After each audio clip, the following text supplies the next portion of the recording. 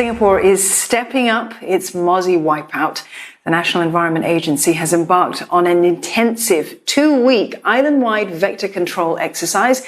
Now, the aim is to curb a mosquito-borne dengue outbreak. Dengue cases here have already reached nearly 20,000 so far this year, and they are expected to exceed the 2013 record of 22,000 cases.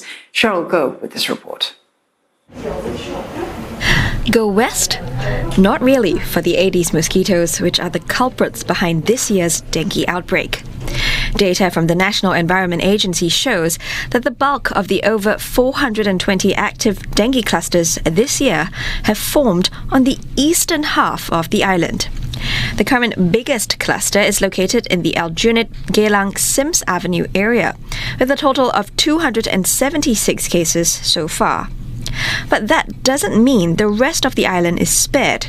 The second largest cluster is in the west around Senja and Bukit Panjang Ring Road, with 272 cases to date.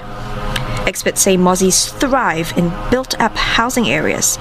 This isn't good news for the over 600,000 households located in these clusters. We think that the dengue clusters likely reflects areas of urban population density in Singapore. The dengue hotspots are actually a combination of adult mosquito density, the larvae breeding sites, as well as people with dengue infection, where they have virus in the blood and are being bitten by mosquitoes. So there are a lot of climate, human, as well as outbreak factors coming together. And that was exactly the case for East Coast resident Lin Xiangliang, who contracted dengue just last month. He tells CNA that he's not the only one in his household to get bitten. So most recently, our helper came down with dengue as well, and my other family members also came down with dengue. So of course, I could have been bitten outside of the house, but given that other members of the family have dengue, then it's quite likely in a way that it's around the house. I would say in a span of maybe 1 to 2 weeks is of course concerning in that sense that definitely there are still dengue mosquitoes potentially around, but we do not know from where.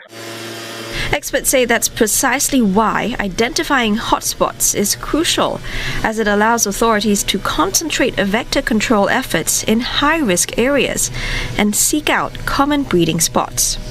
And over the past 3 years, we've found more than 3,000 mosquito breeding habitats, which are linked to receptacles and containers in public areas. And in fact, 65% of these are actually litter that had been discarded. And for the past 1.5 years, about 50% of the mosquito breeding is actually found in drains.